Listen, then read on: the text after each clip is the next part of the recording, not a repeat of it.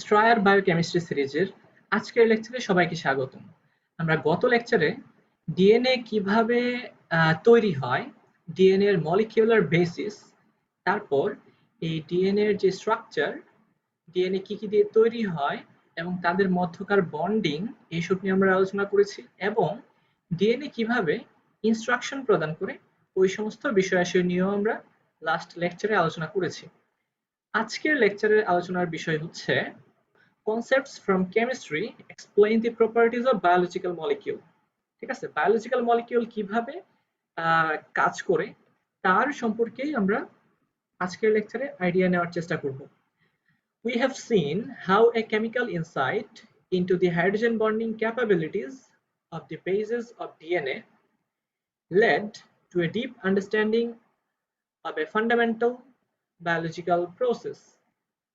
To lay the background for the rest of the book, we begin our study of biochemistry by examining selected concepts from chemistry and showing how these concepts apply to the biological systems.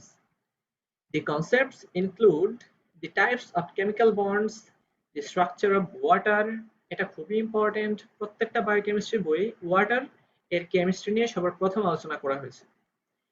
The solvent in which most biochemical processes take place. এটা হচ্ছে universal solvent, water. The first and second laws of thermodynamics, প্রত্যেকটা reaction thermodynamics এর সাথে সম্পর্কযুক্ত। And the principles of acid and base chemistry.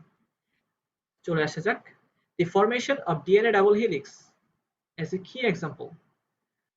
We will use these concepts to examine an archetypical biochemical process, namely the formation of DNA double helix from its component strands. The process is but one of many examples that could have been chosen to illustrate these topics.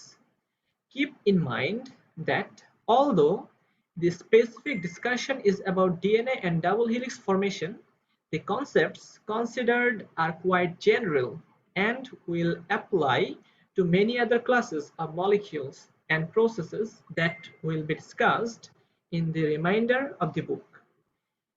In the course of this discussion, we will touch on the properties of water and the concepts of pKa and buffers that are of great importance in many aspects of biochemistry. আচ্ছা, তাহলে প্রথমে আসা যাক কিভাবে DNA double helix form করে। The double helix can form from its component strands. The discovery that DNA from natural sources exists in a double helical form with Watson and Crick base pairs suggested, but did not prove, that such double helices would form spontaneously outside biological systems. Suppose that two short strands of DNA were chemically synthesized to have complementary sequences so that they could, in principle, form a double helix with Watson and Crick base pairs. Two such sequences are CGATTAAT and ATTAATCG. The structures of these molecules in solution can be examined by a variety of techniques. In isolation, each sequence exists almost exclusively as a single-stranded molecule. However, when two sequences are mixed, a double helix with Watson and Crick base pairs does form. This reaction proceeds nearly to completion. আচ্ছা, আসলে কি আমরা যখন একটা single base pair, একটা single স্ট্র্যান্ডকে রাখবো, দেখা যাবে অটোমেটিক এই রিঅ্যাকশনটা হচ্ছে এবং এই রিঅ্যাকশনটা হচ্ছে এই দিক বরাবর বেশি ফেভারেবল। অর্থাৎ দেখা যায় থার্মোডাইনামিক্যালি যখন ডিএনএ মলিকিউল তারা একসাথে ডাবল হেলিক্স ফর্ম করে থাকে, এটা হচ্ছে বেশি স্টেবল হবেই, কারণ এইখানে নতুন কিছু বন্ড ফর্ম হয়েছে।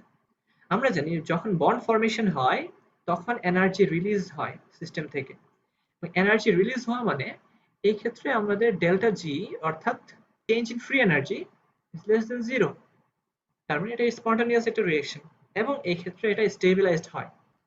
আচ্ছা, এবার আমরা দেখতে পাচ্ছি যদি কোনো একটা সলিউশনে এরকম বেস পেয়ার যুক্ত, সরি এক্ষেত্রে বেস পেয়ার বলা যাবে না, এরকম নিউক্লিওটাইড যুক্ত যদি দুইটা সিঙ্গেল স্ট্র্যান্ড থাকে তারা পরস্পর পরিপূরক বা কমপ্লিমেন্টারি, যেমন অ্যাডেনিনের কমপ্লিমেন্টারি হচ্ছে, সরি এক্ষেত্রে অ্যাডেনিনের কমপ্লিমেন্টারি তো হবে না, আমরা এখান থেকে চিন্তা করতে পারি যে অ্যাডেনিনের কমপ্লিমেন্টারি হচ্ছে থাইমিন, থাইমিনের কমপ্লিমেন্টারি অ্যাডেনিন, আবারও থাইমিনের কমপ্লিমেন্টারি অ্যাডেনিন, এখানে adenine thymine adenine thymine. Same ভাবে দেখা যাচ্ছে যে তারা একটা স্ট্র্যান্ড আরেকটার কমপ্লিমেন্টারি, এবং এখানে একটা মজার বিষয় কি যে এখানে কিন্তু শুরুতে এ এর সাথে এখানে টি আসে নাই, কারণ কি তারা অ্যান্টি প্যারালাল স্ট্র্যান্ড ফর্ম করে, এটা আমরা জানি যে এটা যদি হয় 5 প্রাইম এন্ড এটা হবে 3 প্রাইম,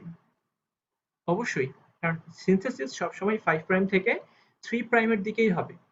আচ্ছা, এটাও 5 প্রাইম থেকে 3 প্রাইম, অর্থাৎ তারা অ্যান্টি প্যারালাল, এবং এখানে দেখা যাবে যে সি এর সাথে জি, জি এর সাথে সি, তারা এইভাবে বন্ড ফর্ম করে। আচ্ছা, এবং এই রিঅ্যাকশনটা প্রায় কমপ্লিট হয়ে যায়, ঠিক আছে, এখানে ব্যাক রিঅ্যাকশন খুব কমই হয়। What forces cause the two strands of DNA to bind to each other? To analyze this binding reaction, we must consider several factors: the types of interactions and bonds in biochemical systems, and the energetic favorability of the reaction. এই তো energetic ফেভারেবিলিটি বলতে just এটাকেই বোঝানো হবে যে এই reaction সংঘটিত হওয়ার পর এর যে চেঞ্জ ইন ফ্রি এনার্জি এটা কি হবে, এটা কি পজিটিভ হবে নাকি নেগেটিভ হবে। যদি নেগেটিভ হয় এই রিঅ্যাকশনটা স্পন্টেনিয়াস এবং এদিক বরাবর সে বেশি ফেভারেবল হবে, আর যদি পজিটিভ হয় এদিক বরাবর তাহলে এদিকে যাবে না, উল্টা দিকে যাবে। We must also consider the influence of the solution conditions, অবশ্যই সলিউশনের কন্ডিশনের উপরে এটা ডিপেন্ড করবে। In particular, the consequences of acid-base reactions. Covalent and non-covalent bonds are important for the structure and stability of biological molecules. অবশ্যই covalent এবং নন covalent, নন কোভ্যালেন্টের মধ্যে predominant যে bond সেটা হচ্ছে hydrogen bond. Atoms interact with one another through chemical bonds. These bonds include the covalent bonds that define the structure of molecules, as well as a variety of non-covalent bonds that are of great importance to biochemistry. Now, at first, come to the covalent bonds. The strongest bonds are covalent bonds, such as the bonds that hold the atoms together within the individual bases shown on page 4. এটা আমরা এর আগের লেকচারে দেখে এসেছিলাম যে কিভাবে এই যে একটা সিঙ্গেল স্ট্র্যান্ডে কোভ্যালেন্ট বন্ডের মাধ্যমে সবাই যুক্ত থাকে। A covalent bond is formed by the sharing of a pair of electrons between adjacent atoms. A typical carbon-carbon covalent bond has a bond length of 1.54 angstrom and bond energy of 355 kilojoule per mole or 85 kilocalorie per mole. Because covalent bonds are so strong, considerable energy must be expended to break them. হ্যাঁ, অবশ্যই bond breaking a আমরা যদি বলি যে bond breaking, সেই ক্ষেত্রে এনার্জির প্রয়োজন পড়বে। সেই ক্ষেত্রে এই রিঅ্যাকশনটা হবে, এই রিঅ্যাকশনের আমরা যদি এনথালপির পরিবর্তন চিন্তা করি এটা হবে পজিটিভ, অর্থাৎ বাহির থেকে এনার্জি দিতে হবে এই বন্ডটা ভাঙার জন্য। আচ্ছা, আর যদি হয় বন্ড ফরমেশন রিঅ্যাকশন, সেই ক্ষেত্রে কিন্তু এনথালপির পরিবর্তন হবে নেগেটিভ, অর্থাৎ এই ক্ষেত্রে এনার্জি সিস্টেম থেকে বের হয়ে যাবে। আচ্ছা, more than one electron pair can be shared between two atoms to form a multiple covalent bonds. For example, three of the bases in figure 1.6, okay, include carbon oxygen double bond, এই তো আমরা এইখানে না অ্যাডেনিনে তো নাই, এখানে আমরা সাইটোসিনে যে দেখবো এরকম কার্বন কার্বন ডাবল বন্ড আছে, তো অবশ্যই এখানে মাল্টিপল বন্ড দেখা যাচ্ছে। These bonds are even stronger than carbon-carbon single bond, with energies near 730 kJ per mole and are somewhat shorter. Yes, যখন এখানে মাল্টিপল বন্ড ফর্ম করবে তখন এর হাইব্রিডাইজেশন সেটা হয়ে যাবে sp2, এবং sp2 এর ক্ষেত্রে s অরবিটালের ক্যারেক্টারিস্টিক্স বেশি থাকার কারণে এই বন্ড শর্ট হয়ে যায়। যখনই বন্ড শর্ট হবে তারা আরো নিকটবর্তী অবস্থানে চলে আসে, তখন এই এনার্জির যে রিলিজ সেটা অনেক বেশি হয়, অর্থাৎ তারা আরো বেশি স্টেবল হয়। আচ্ছা, এবং এদেরকে ভাঙতেও বেশি শক্তি দিতে হবে, এবং সেটাই হচ্ছে বন্ড এনার্জি, যে একটা বন্ডকে ভাঙতে কতটুকু এনার্জি প্রোভাইড করতে হয়, অথবা এই বন্ড তৈরি হওয়ার সময় কতটুকু এনার্জি রিলিজ হয়, সেটাই হচ্ছে bond energy. For some molecules, more than one pattern of covalent bonding can be written. For example, adenine can be written in two nearly equivalent ways called resonance structure. Very much important. অধিকাংশ biological রিঅ্যাকশনেই এই resonating structure গুলো বোঝা খুবই important, খুবই important. যে এই bond, এই যে বন্ড, এটা হচ্ছে একটা অ্যারোমেটিক রিং। তো এই অ্যারোমেটিক রিং এ দেখা যাবে যে ইলেকট্রনগুলো সবসময় ডিলোকালাইজড অবস্থায় থাকবে। এই কারণেই এই বন্ড কখনো এক জায়গাতে থাকে না, এখান থেকে এখানে আসবে, এখান থেকে এখানে যাবে, এখান থেকে এখানে আসবে, অর্থাৎ তারা সর্বদা মোবাইল অবস্থায় থাকবে বা ডিলোকালাইজড অবস্থায় থাকবে। আচ্ছা, this adenine structure depicts alternative arrangements of single and double bonds that are possible within the same structural framework. Resonance structures are shown connected by a double-headed arrow. আমরা যদি এরকম এরকম অ্যারো ইউজ করি, এটাকে বোঝাবে এটা হচ্ছে ইকুইলিব্রিয়াম কন্ডিশনে চলে গেছে। এই ক্ষেত্রে কিন্তু এটা রেজোনেটিং স্ট্রাকচার না, এটা হচ্ছে reversible reaction. Okay, adenine's true structure is a composite of its two resonance structures. The composite structure is manifested in the bond lengths such as that for the bond joining carbon atoms C4 and C5. The observed bond length of 1.40 angstrom is between the expected carbon-carbon single bond 1.54 and carbon-carbon double bond 1.34 angstrom. অবশ্যই এই ক্ষেত্রে দেখা যাবে 4 এবং 5 এর মধ্যবর্তী bond, 5 এবং 6 কার্বনের মধ্যবর্তী যে বন্ড লেন্থ, এটা দেখা যায় যে সিঙ্গেল বন্ড থেকে ছোট হবে, ডাবল বন্ড থেকে বড় হবে, অর্থাৎ এখানে উভয় বন্ধনেরই বৈশিষ্ট্য একটার মধ্যেই পাওয়া যায়। এই কারণে এটাকে আমরা বলি হাইব্রিড। এই দুইটা স্ট্রাকচারকে যখন আমরা একটা স্ট্রাকচারের মাধ্যমে প্রকাশ করব, সেটাকে বলা হয় রেজোনেটিং হাইব্রিড স্ট্রাকচার। আর এই প্রত্যেকটা স্ট্রাকচারকে বলা হয় রেজোন্যান্স স্ট্রাকচার অথবা ক্যানোনিক্যাল স্ট্রাকচার। আচ্ছা, সামনে আগানো যাক। A molecule can be written as several resonance structures of approximately equal energies, has greater stability than does a molecule without multiple resonating structures. হ্যাঁ, যদি কোনো মলিকিউলের মধ্যে রেজোনেটিং স্ট্রাকচার পসিবল হয়, সেই ক্ষেত্রে এই মলিকিউলটা অনেক বেশি স্টেবল হবে ইলেকট্রন ডিলোকালাইজেশনের কারণে। যখনই ইলেকট্রন ডিলোকালাইজেশন হয়, তখন রেজোন্যান্স স্টেবিলাইজেশন এনার্জি রিলিজ হয়, তার কারণেই এই এক্সট্রা স্টেবিলিটি পাওয়া যায়। এবার আসা যাক নন কোভ্যালেন্ট বন্ড।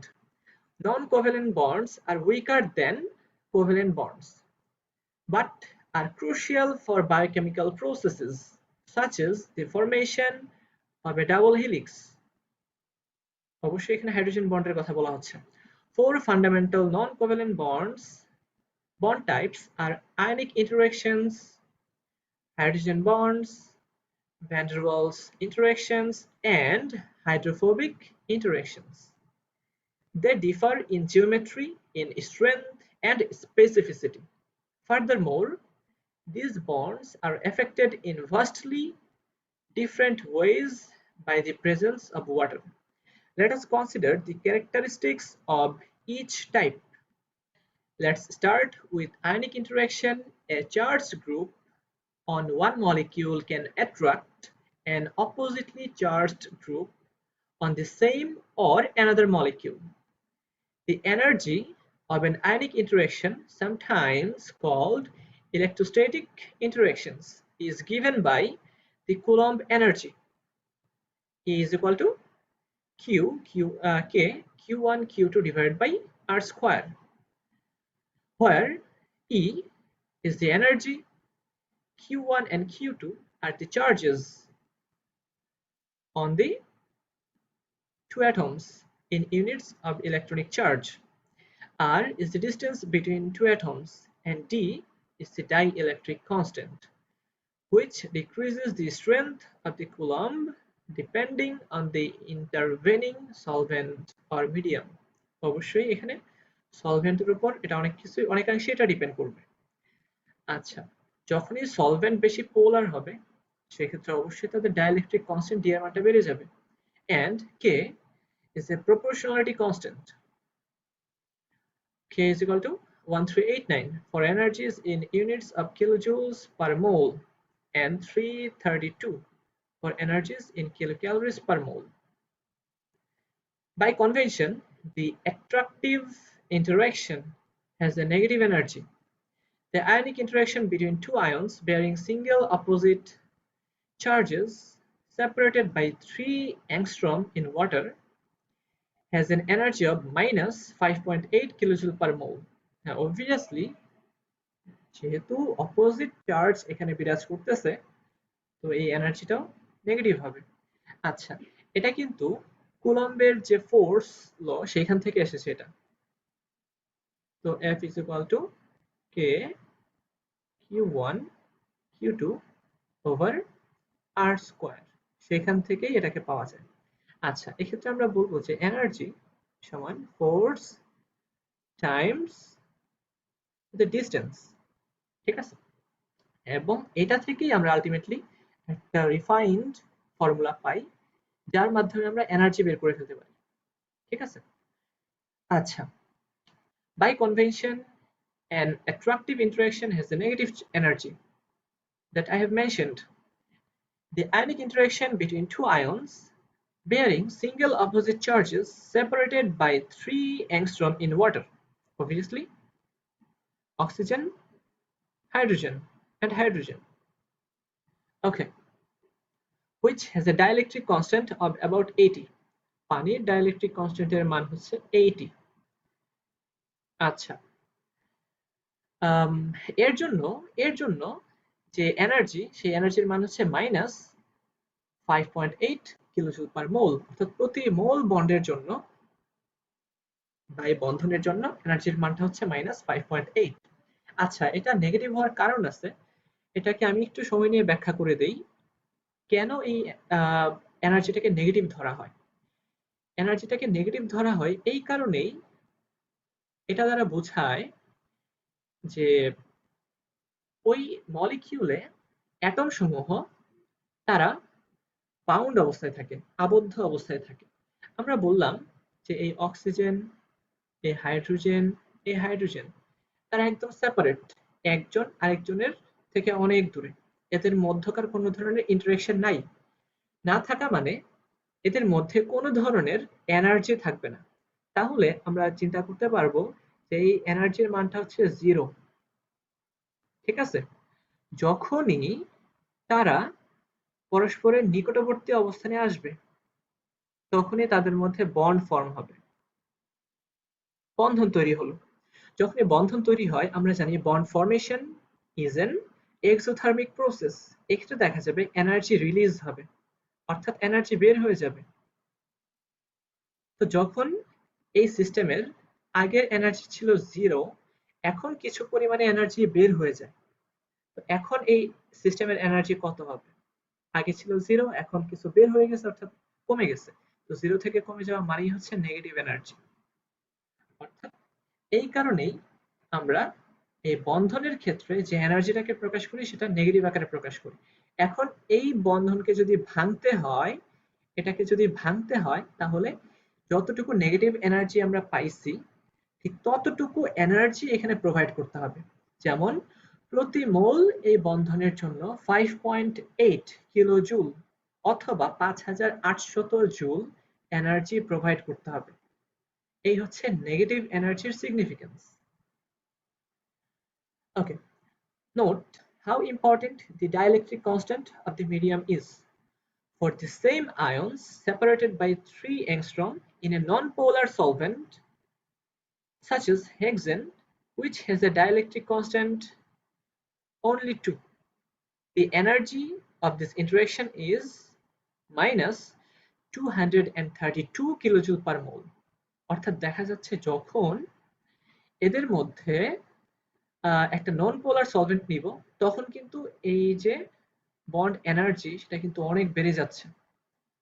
তো এটা বেড়ে যাওয়ার কারণ আছে, আমরা যখন বলি যে কোনো একটা আয়ন, এই যে ধরে নিলাম যে A+ এবং B-, তাদেরকে যদি আমরা এরকম পানিতে রাখি, ঠিক আছে, অর্থাৎ অ্যাকুয়াস সলভেন্টে রাখি, সেই ক্ষেত্রে অ্যাকুয়াস সলভেন্টের এই নেগেটিভ এবং এই পজিটিভের আকর্ষণে দেখা যায় যে তাদের মধ্যকার যে ইন্টারেকশন, এই তাদের মধ্যকার ইন্টারেকশন অনেকটুকুই দুর্বল হয়ে যায়, ঠিক আছে, এই কারণে এনার্জি কমে যায়। এবং এটা আমরা এই এনার্জি থেকে, এনার্জির যে ইকুয়েশন, সেই ইকুয়েশন থেকে আমরা বুঝতে পারি।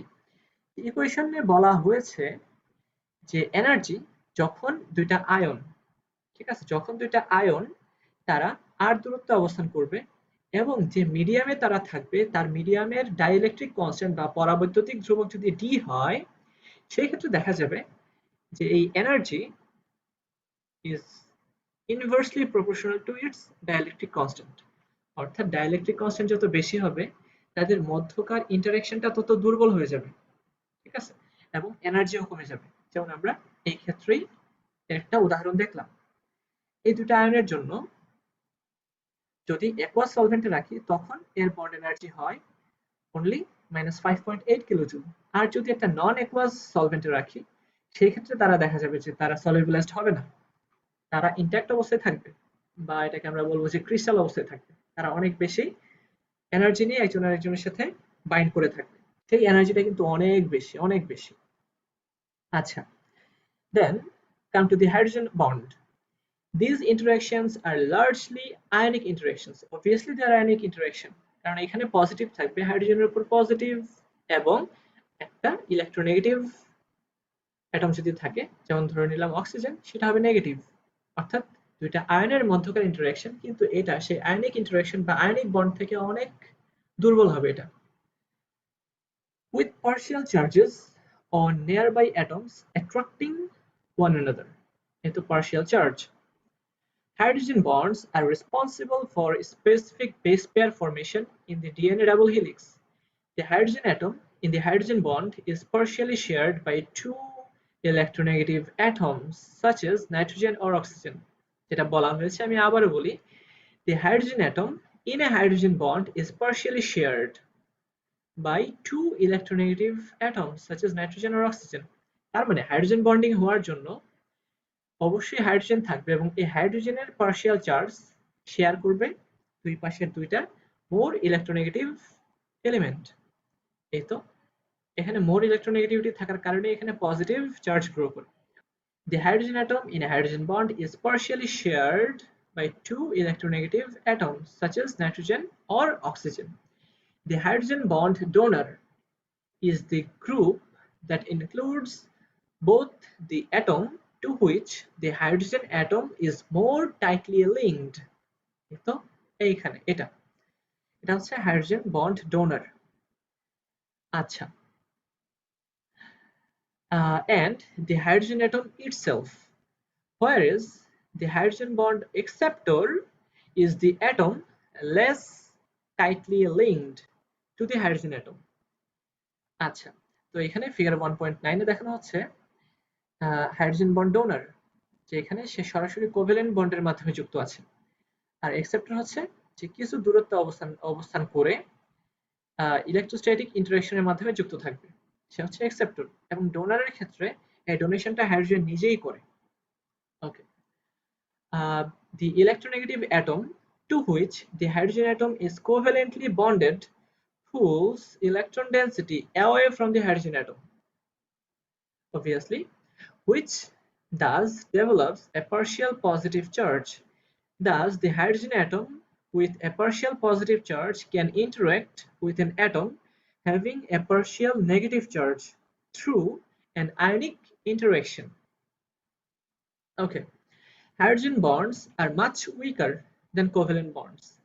They have energies ranges from only 4 to 20 kJ per mole.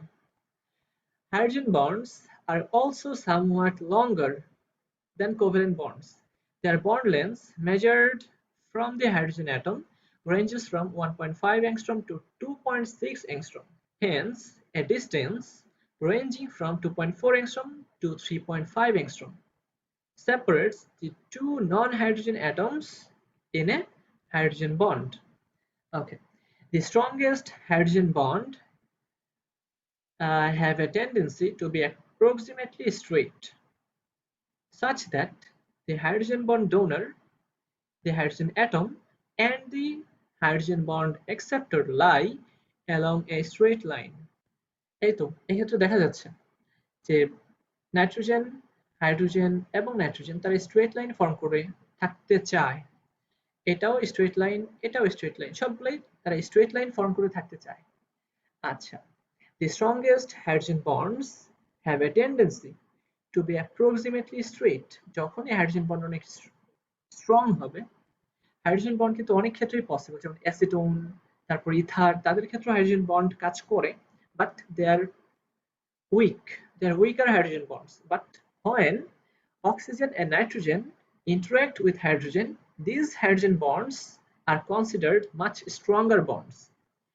This tendency toward linearity can be important for orienting interacting molecules with respect to one another. Hydrogen bonding interactions are responsible for many of the properties of water that make it such a special solvent. Now, I repeat, hydrogen bonding interactions are responsible for many of the properties of water that make it such a special solvent, as will be described shortly. Now come to the van der Waals interactions.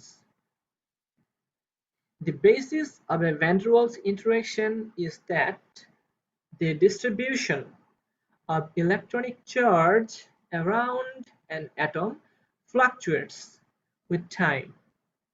At any instant, the charge distribution is not perfectly symmetric. This transient asymmetry in the electronic charge about an atom acts through ionic interactions to induce a complementary asymmetry in the electron distribution within its neighboring atoms. আচ্ছা, একটু কঠিন মনে হচ্ছে, কিন্তু এটা তো কঠিন না। যেমন আমরা বলি যে এটা যদি একটা পরমাণু হয়, অ্যাটম হয়, এটা একটা অনেক বড় একটা অ্যাটম আমরা চিন্তা করতেছি, যেমন আয়োডিন, তারপরে আয়োডিনের মতো বড় বড় যে সমস্ত অ্যাটম রয়েছে, তাদের ক্ষেত্রে প্রচুর পরিমাণে ইলেকট্রন চারপাশে থাকে, বা যখন এই ইলেকট্রন ক্লাউড চারপাশে ছড়িয়ে পড়ে, তখন দেখা যাবে যে এই ইলেকট্রন ক্লাউড সব সময় সব ক্ষেত্রেই সিমেট্রিক থাকে না বা সুষম থাকে না।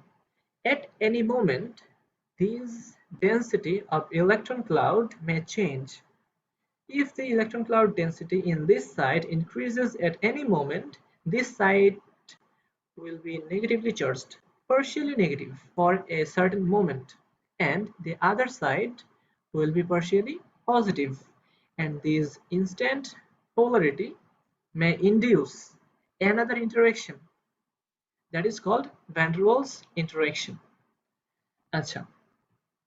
This transient asymmetry in the electronic charge about an atom acts through ionic interaction to induce a complementary asymmetry in the electron distribution within its neighboring atoms. এই যে এখানে নেগেটিভ তৈরি হয়েছে, এই নেগেটিভের প্রভাবে তার পার্শ্ববর্তী যে আরেকটা অ্যাটম রয়েছে সেও চার্জিত হয়ে যেতেই পারে। অবশ্যই হবে, এই নেগেটিভের প্রভাবে দেখা যাবে এর পার্শ্ববর্তী যে সমস্ত মলিকিউল বা অ্যাটম রয়েছে তারাও ইনডিউসড হবে। The atom and its neighbors then attract one another. This attraction increases as two atoms come closer to each other until they are separated by the van der Waals contact difference. এটা খুবই important একটা figure গ্রাফে। Normal van der Waals ইন্টারঅ্যাকশনের যাবতীয় তথ্য এই ছবিটাতে আছে। যেমন আমরা চিন্তা করি তখন দুইটা অ্যাটমের মধ্যকার ডিস্টেন্স অনেক বেশি থাকে, তখন তাদের মধ্যকার এই যে ইন্টারঅ্যাকশন প্লাস মাইনাসের ইন্টারঅ্যাকশন সেটা কমে যায়, অনেক কমে যায়। তো যতই দূরে যাবে এই অ্যাট্রাকশনটা অনেক কমতে থাকবে। তো যতই কাছে আসবে তারা, যতই নিকটে আসবে, when they come closer then their attraction increases to a certain extent. যখন তারা একটা ক্রিটিক্যাল ডিস্টেন্সে চলে আসবে তখন এই অ্যাট্রাকশন ফোর্সটা ম্যাক্সিমাম হবে, এটা হচ্ছে ম্যাক্সিমাম। যখন আরো তাদেরকে কাছাকাছি নিয়ে আসবে তখন অ্যাট্রাকশনের পরিবর্তে রিপালশন হওয়া শুরু করবে। হ্যাঁ, সাথে সাথেই তো রিপালশন হবে না, আস্তে আস্তে এই অ্যাট্রাকশন ফোর্স কমতে থাকবে, কমতে কমতে কমতে কমতে জিরোতে আসবে, তারপরে রিপালশন কাজ করা শুরু করবে। তারপর আমরা যত তাদেরকে কাছাকাছি নিয়ে আসবো তাদের মধ্যকার রিপালসিভ ফোর্স বাড়তে থাকবে। At distances shorter than the van der Waals contact distance, that is van der Waals contact distance. আচ্ছা, আমরা এই ডিসটেন্সটা পরিমাপ করি যে দুইটা অ্যাটমের নিউক্লিয়াস থেকে তাদের মধ্যবর্তী দূরত্ব কত সেটাতে।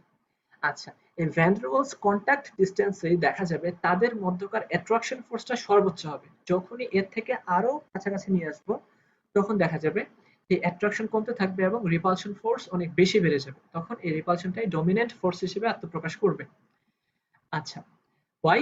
Because the outer electron clouds of the two atoms overlap. এই ওভারল্যাপিং এর কারণেই তাদের মধ্যকার রিপালশন ফোর্স বাড়তে থাকে। Energies associated with van der Waals interaction are quite small. They are just minor interactions. Typical interactions contribute from 2 to 4 kilojoule per mole per atom pair. When the surfaces of two large molecules come together, obviously large molecular ক্ষেত্রেই এই van der Waals force দেখা যায়। যেমন আমরা যদি হ্যালোজেনের কথা চিন্তা করি, হ্যালোজেনের ক্ষেত্রে আমরা কি কি দেখি? যে শুরুতে আসে ফ্লোরিন, দেন ক্লোরিন,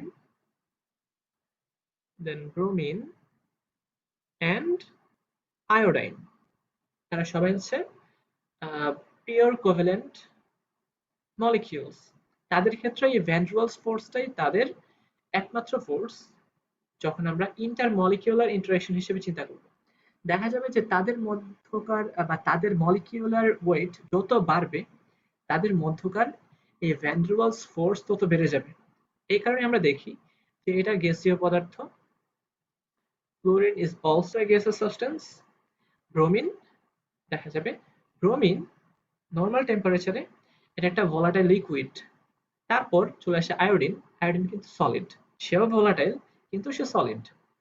আচ্ছা, এই কারণে দেখা যাচ্ছে যে যতই এর আকার বেড়ে যাচ্ছে ততই ভ্যান ডের ওয়ালস ফোর্স বাড়ছে, melting point and boiling point বেড়ে যাচ্ছে। When the surface of two large molecules come together, however, a large number of atoms are in van der Waals contact, and the net effect summed over many atom pairs can be substantial.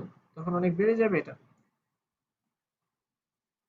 We will cover the fourth non-covalent interaction, the hydrophobic interaction, after we examine the characteristics of water.